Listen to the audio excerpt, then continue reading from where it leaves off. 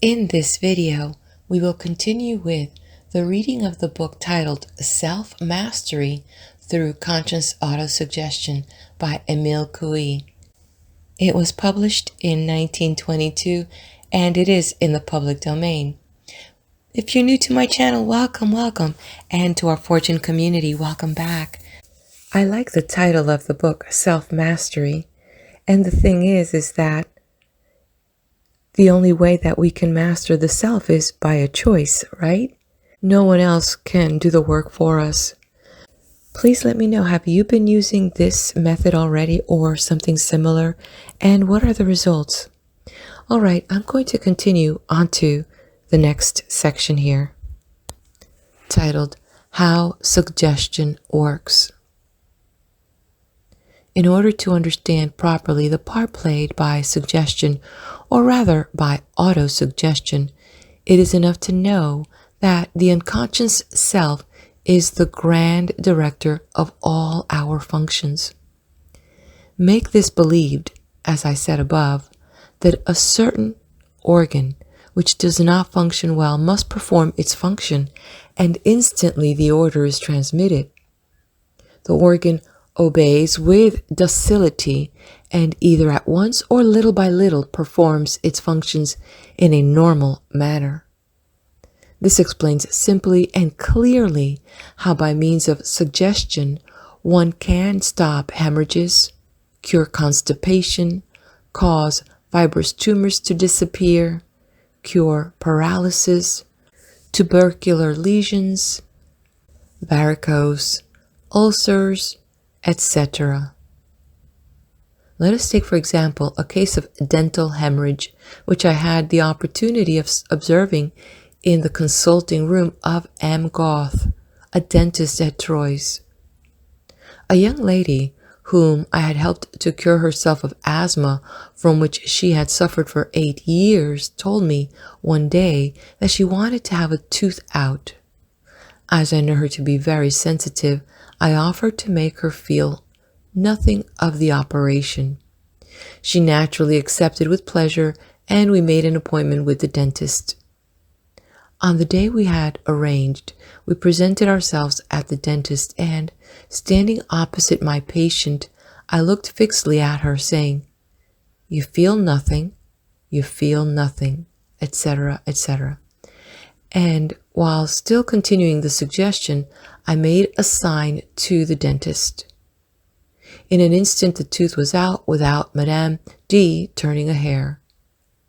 As fairly often happens, a hemorrhage followed, but I told the dentist that I would try suggestion without his using a hemostatic, without knowing beforehand what would happen. I then asked Madame D. to look at me fixedly, and I suggested to her that in 2 minutes the hemorrhage would cease of its own accord, and we waited. I told her to open her mouth, and we both looked and found that a clot of blood had formed in the dental cavity. How is this phenomenon to be explained? In the simplest way. Under the influence of the idea the hemorrhage is to stop, the unconscious had sent to the small arteries and veins the order to stop the flow of blood, and obediently they contracted naturally, as they would have done artificially at the contact of a hemostatic, like adrenaline, for example. The same reasoning explains how a fibrous tumor can be made to disappear.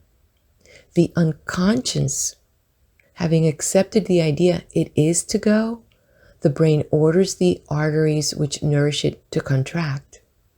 They do so, refusing their services and ceasing to nourish the tumor, which, deprived of nourishment, dries up, is reabsorbed, and disappears. The use of suggestion for the cure of moral ailments and taints, either congenital or acquired. Neurasthenia, so common nowadays, generally yields to suggestion constantly practiced in the way I have indicated. I have had the happiness of contributing to the cure of a large number of neurasthenics with whom every other treatment had failed. One of them had even spent a month in a special establishment at Luxembourg without obtaining any improvement. In 6 weeks, he was completely cured, and he is now the happiest man one would wish to find, after having thought himself the most miserable. Neither is he ever likely to fall ill again in the same way, for I showed him how to make use of conscious autosuggestion and does it marvelously well. But if suggestion is useful in treating moral complaints and physical ailments, may it not render still greater services to society in turning into honest folks the wretched children who people our reformatories and who only leave them to enter the army of crime? Let no one tell me it is impossible. The remedy exists, and I can prove it. I will quote the 2 following cases, which are very characteristic, but here I must insert a few remarks in parentheses. To make you understand the way in which suggestion acts in the treatment of moral taints, I will use the following comparison. Suppose our brain is a plank in which are driven nails which represent the ideas, habits, and instincts which determine our actions. If we find that there exists in a subject a bad idea, a bad habit, a bad instinct, as it were, a bad nail, we take another which is the good idea, habit, or instinct, place it on top of the bad one, and give a tap with a hammer. In other words, we make a suggestion.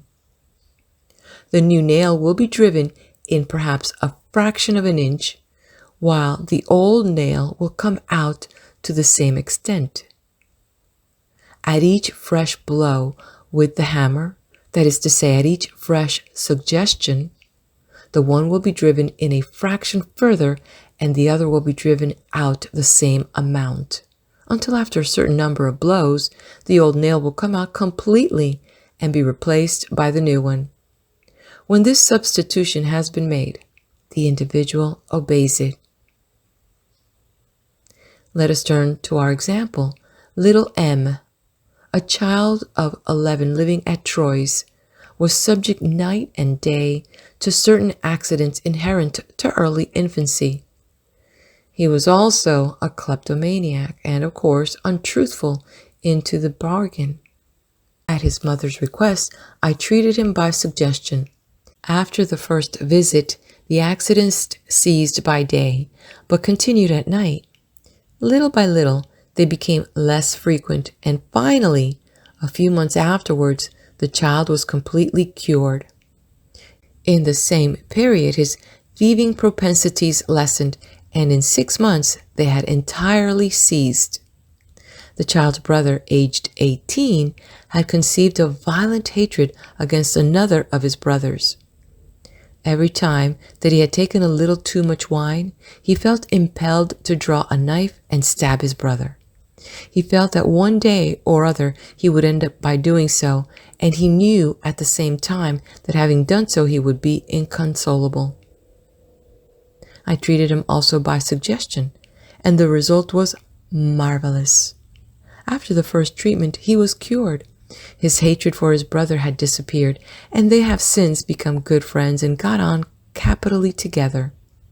I followed up the case for a long time, and the cure was permanent. Since such results are to be obtained by suggestion, would it not be beneficial, I might even say indispensable, to take up this method and introduce it into our reformatories? I am absolutely convinced that if suggestion were daily applied to vicious children, more than 50% could be reclaimed. Would it not be an immense service to render society, to bring back to it sane and well members of it who were formerly corroded by moral decay? Perhaps I shall be told that suggestion is a dangerous thing and that it can be used for evil purposes. This is no valid objection, First, because the practice of suggestion would only be confined to reliable and honest people, to the reformatory doctors, for instance, and on the other hand, those who seek to use it for evil ask no one's permission. But even admitting that it offers some danger, which is not so, I should like to ask whoever proffers the objection to tell me what thing we use that is not dangerous.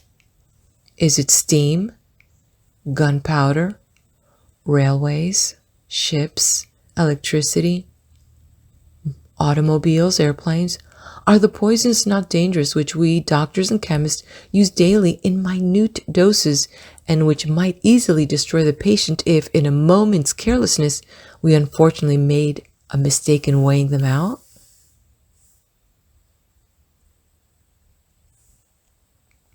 A few typical cures. This little work would be incomplete if it did not include a few examples of the cures obtained. It would take too long and would also perhaps be somewhat tiring if I were to relate all those in which I have taken part. I will therefore content myself by quoting a few of the most remarkable. Madame M.D. of Troyes had suffered for 8 years from asthma, which obliged her to sit up in bed nearly all night, fighting for breath. Preliminary experiments show that she is a very sensitive subject. She sleeps immediately, and the suggestion is given. From the first treatment, there is an enormous improvement. The patient has a good night, only interrupted by one attack of asthma, which only lasts a quarter of an hour. In a very short time, the asthma disappears completely, and there is no relapse later on. M.M., a working hosier living in Saint-Savin near Troyes, paralyzed for 2 years as the result of injuries at the junction of the spinal column and the pelvis. The paralysis is only in the lower limbs, in which the circulation of the blood has practically ceased, making them swollen, congested, and discolored. Several treatments, including the antisyphilitic, have been tried without success. Preliminary experiments successful, suggestion applied by me, and autosuggestion by the patient for 8 days. At the end of this time, there is an almost imperceptible, but still appreciable movement of the left leg. Renewed suggestion. In 8 days, the improvement is noticeable. Every week or fortnight, there is an increased improvement with progressive lessening of the swelling, and so on. 11 months afterwards, on the 1st of November 1906, the patient goes downstairs alone and walks 800 yards, and in the month of July 1907 goes back to the factory where he has continued to work since that time with no trace of paralysis. M.A.G., living at Troyes, has long suffered from enteritis, for which different treatments have been tried in vain. He is also in a very bad state mentally, being depressed, gloomy, unsociable, and obsessed by thoughts of suicide. Preliminary experiments easy, followed by suggestion, which produces an appreciable result from the very day. For 3 months, daily suggestions to begin with, then at increasingly longer intervals. At the end of this time, the cure is complete. The enteritis has disappeared, and his morals have become excellent. As the cure dates back 12 years without the shadow of a relapse, it may be considered as permanent. M.G. is a striking example of the effects that can be produced by suggestion, or rather by autosuggestion. At the same time as I made suggestions to him from the physical point of view, I also did so from the mental, and he accepted both suggestion equally well. Every day, his confidence in himself increased, and as he has an excellent workman, in order to earn more, he looked out for a machine which would enable him to work at home for his employer. A little later, a factory owner, having seen with his own eyes what a good workman he was, entrusted him with the very machine he desired. Thanks to his skill, he was able to turn out much more than an ordinary workman, and his employer, delighted with the result, gave him another and yet another machine, until MG, who, but for suggestion, would have remained an ordinary workman, is now in charge of 6 machines which bring him a very handsome profit. Madame D, at Troyes, about 30 years of age. She is in the last stages of consumption and grows thinner daily in spite of special nourishment. She suffers from coughing and spitting and has difficulty in breathing. In fact, from all appearances, she has only a few months to live. Preliminary experiments show great sensitiveness, and suggestion is followed by immediate improvement. From the next day, the morbid symptoms begin to lessen. Every day the improvement becomes more marked. The patient rapidly puts on flesh, although she no longer takes special nourishment. In a few months the cure is apparently complete. This person wrote to me on the 1st of January 1911, that is to say 8 months after I had left Troyes, to thank me and to tell me that, although pregnant, she was perfectly well. I have purposefully chosen these cases dating some time back in order to show that the cures are permanent, but I should like to add a few more recent ones. M.X., post office clerk at Lunville, having lost one of his children in January 1910, the trouble produces in him a cerebral disturbance which manifests itself by uncontrollable nervous trembling. His uncle brings him to me in the month of June. Preliminary experiments followed by suggestion. 4 days afterwards, the patient returns to tell me that the trembling had disappeared. I renew the suggestion and tell him to return in 8 days. A week, then a fortnight, then 3 weeks, then a month pass by without hearing any more of him. Shortly afterwards, his uncle comes and tells me that he has just had a letter from his nephew, who is perfectly well. He has taken on again his work as a telegraphist, which he had been obliged to give up. And the day before, he had sent off a telegram of 170 words without the least difficulty. He could easily, he added in his letter, have sent off an even longer one. Since then, he has had no relapse. M.Y. of Nancy has suffered from neurasthenia for several years. He has aversions, nervous fears, and disorders of the stomach and intestines. He sleeps badly, is gloomy, and is haunted by ideas of suicide. He staggers when he walks like a drunken man and can think of nothing but his trouble. All treatments have failed, and he gets worse and worse. A stay in a special nursing home for such cases has no effect whatever. M.Y. comes to see me at the beginning of October 1910. Preliminary experiments comparatively easy. I explain to the patient the principles of autosuggestion and the existence within us of the conscious and the unconscious self, and then make the required suggestion. For 2 or 3 days, M.Y. has a little difficulty with the explanations I have given him. In a short time, light breaks in upon his mind, and he grasps the whole thing. I renew the suggestion, and he makes it himself to every day. The improvement, which at first slow, becomes more and more rapid, and in a month and a half the cure is complete.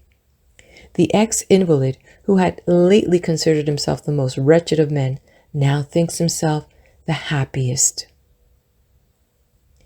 M.E. of Troyes, an attack of gout. The right ankle is inflamed and painful, and he is unable to walk. The preliminary experiments show him to be a very sensitive subject. After the first treatment, he is able to regain, without the help of his stick, the carriage which brought him, and the pain has ceased. The next day he does not return as I told him to do. Afterward, his wife comes alone and tells me that the morning her husband had got up, put on his shoes, and gone off on his bicycle to visit his yards. He is a painter. It is needless to tell you my utter astonishment. I was not able to follow up this case as the patient never designed to come and see me again, but sometime afterward I heard that he had had no relapse. Madam T. of Nancy, neurasthenia, dyspepsia, gastralgia, enteritis, and pain in different parts of the body. She has treated herself for several years with a negative result. I treat her by suggestion, and she makes auto-suggestions for herself every day. From the first day, there is a noticeable improvement, which continues without interruption. At the present moment, this person has long been cured mentally and physically, and follows no regimen. She thinks that she still has perhaps a slight touch of enteritis, but she is not sure. Madam X, a sister of Madam T, acute neurasthenia. She stays in bed a fortnight every month, as it is totally impossible for her to move or work. She suffers from lack of appetite, depression, and digestive disorders. She is cured by one visit, and the cure seems to be permanent as she has had no relapse. Madam H, at Maxville, general eczema, which is particularly severe on the left leg. Both legs are inflamed above all at the ankles. Walking is difficult and painful. I treat her by suggestion. That same evening, Madam H is able to walk several hundred yards without fatigue. The day after, the feet and ankles are no longer swollen and have not been swollen again since. The eczema disappears rapidly. Madam P, at Launaville. Pains in the kidneys and the knees. The illness dates from 10 years back and is becoming worse every day. Suggestion from me and auto-suggestion from herself. The improvement is immediate and increases progressively. The cure is obtained rapidly and is a permanent one. Madam Z, of Nancy, felt ill in January 1910 with congestion of the lungs, from which she had not recovered 2 months later. She suffers from general weaknesses, loss of appetite, bad digestive trouble, rare and difficult bowel action, insomnia, copious night sweats. After the first suggestion, the patient feels much better, and 2 days later she returns and tells me that she feels quite well. Every trace of illness has disappeared, and all the organs are functioning normally. 3 or 4 times she had been on the point of sweating, but each time prevented it by the use of conscious auto-suggestion. From this time, Madam Z has enjoyed perfectly good health. MX at Belfort cannot talk for more than 10 minutes or a quarter of an hour without becoming completely aphonous. Different doctors consulted find no lesion in the vocal organs, but one of them says that MX suffers from senility of the larynx, and this conclusion confirms him in the belief that he is incurable. He comes to spend his holidays at Nancy, and a lady of my acquaintance advises him to come and see me. He refuses at first, but eventually consents in spite of his absolute disbelief in the effects of suggestion. I treat him in this way nevertheless, and ask him to return 2 days afterwards. He comes back on the appointed day and tells me that the day before he was able to converse the whole afternoon without becoming aphonous. 2 days later, he returns again to say that his trouble had not reappeared, although he had not only conversed a great deal but even sung the day before.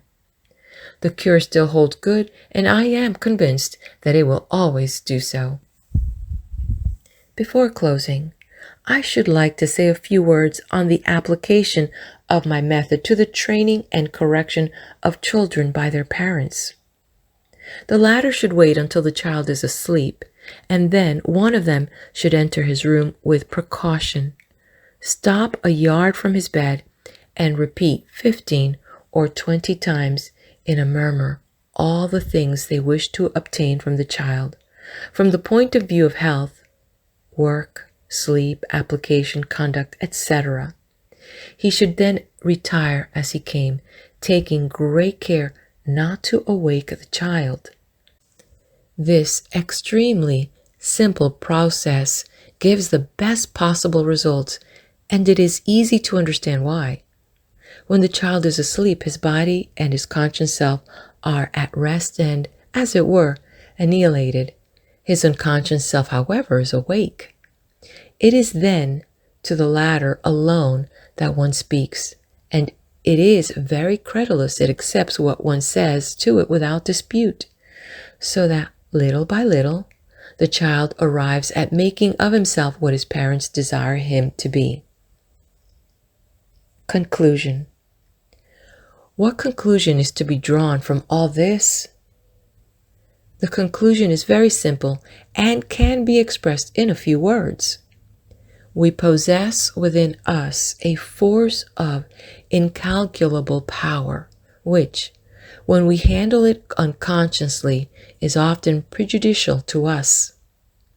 If only the contrary, we direct it in a conscious and wise manner, it gives us the mastery of ourselves and allows us not only to escape and to aid others to escape from physical and mental ills, but also to live in relative happiness, whatever the conditions in which we may find ourselves. Lastly, and above all, it should be applied to the moral regeneration of those who have wandered from the right path. Emile Coue.